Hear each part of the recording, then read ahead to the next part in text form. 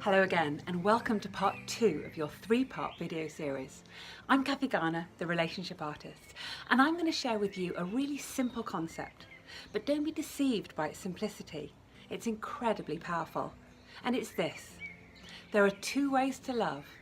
One will bring us closer together, while the other puts us on a treadmill that will ultimately lead to frustration, resentment and regret. What are they? Well, our relationships fulfill deep needs in us. The need for love, for passion, for excitement, for a best friend, a confidant who'll keep our secrets, someone who'll protect us, nurture us, support us, a soulmate, a co-parent, a co-provider, a harbour from the storms of life. Maybe even somebody who'll give up everything if the need arose. And that's a tall order. Way back when, a whole village would meet that need. But we seem to kind of want one person to do that for us, to meet our deepest needs and only our deepest needs. But the paradox is this: who wants to be loved because of the needs they fulfill in another person?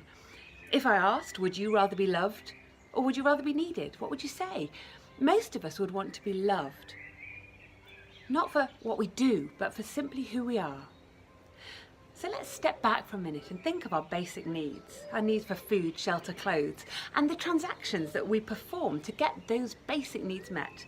Say we go to the shop, we talk to the cashier, we pay for whatever it is we need. Maybe we smile, we have a chat, hopefully we treat them with a lot of respect, but rarely with the kind of connection we expect from a lover. That's a transaction. We pay for goods, they get paid for serving us. So what's this got to do with love, you ask? Well, perhaps you've noticed that sometimes when we actually think about the way we treat our partner, does it ever feel uncomfortably like a transaction?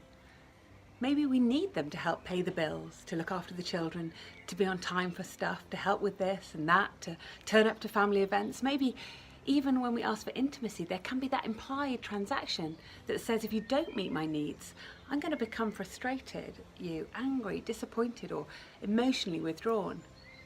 We may feel, even if we don't say it, that it's our partner's job to be there for us, to make us happy, to be emotionally, financially, intellectually, sexually, spiritually present. But who wants love to be a job? If our love is dependent on them meeting our needs, then is it really love? So one of the skills I love teaching on my longer courses is called going through the tunnel. And it's an amazing way of connecting with our partner on a level that goes much deeper than any transaction. It's about going into their world and seeing through their eyes, feeling what they feel, as if we'd actually walked in their shoes and felt the highs and lows, the joy and the suffering that they've experienced in their life. And then we can really understand what it is that they think and why they think those things. So how do you do it? Well, first, imagine that your world and your partner's world are connected by a long, narrow tunnel. And the only way to visit your partner's world is by bending down and crawling through that tunnel. It's very narrow. You can't bring any luggage with you, no value judgments, none of your own principles or ideas, just an open mind and an open heart. And as you imagine stepping out into their world, you ask them to show you around. You ask them what's important to them. If you're having an issue with something, you ask them what's important about that, and you listen without judgment. Reflect back to them in their own words if you can, and ask, have I understood you? Am I getting you? Listen fully, and try and understand without any kind of judgment, accepting them fully, loving them without any expectation. So, there are 2 kinds of love: transactional and connected.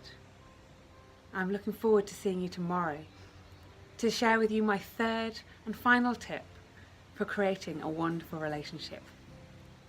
The 3 foundations for your happily ever after. See you tomorrow.